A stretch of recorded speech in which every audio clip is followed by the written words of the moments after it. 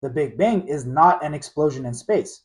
It's the expansion of space itself. If we trace that expansion backward, the universe becomes hotter and denser. Far enough back, it was so hot that atoms couldn't exist. Even basic elements couldn't stay bound. Matter existed as a plasma. Free protons, electrons, and radiation mixed together. As the universe expanded, it cooled. First, light elements formed. Later, neutral atoms.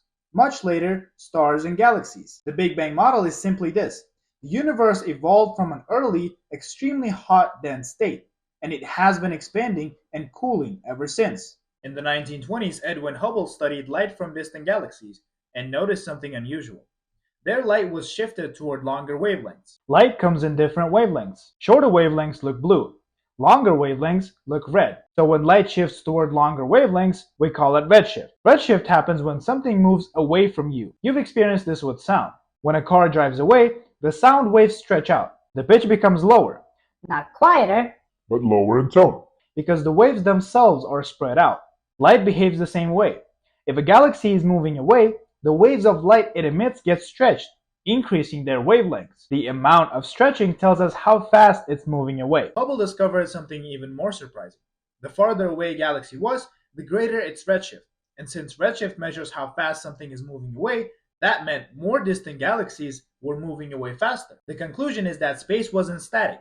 It was expanding. And if it's expanding now, then in the past it must have been smaller. In the 1940s, Fred Hoyle and others proposed the steady-state theory. In their model, the universe expands, but new matter is continuously created, so the overall density stays constant. The universe, they argued, has always looked roughly the same. For a while, both models existed side by side. The question was, which one matches reality? The Big Bang predicts that if the universe was once extremely hot, some leftover radiation from that early phase should still exist today, stretched and cooled by expansion. In 1965, scientists detected exactly that: faint microwave radiation coming from every direction in space, what we now call the cosmic microwave background. This radiation had a very specific temperature pattern, the exact pattern you'd expect from a hot, early universe. The steady-state theory could not naturally explain this.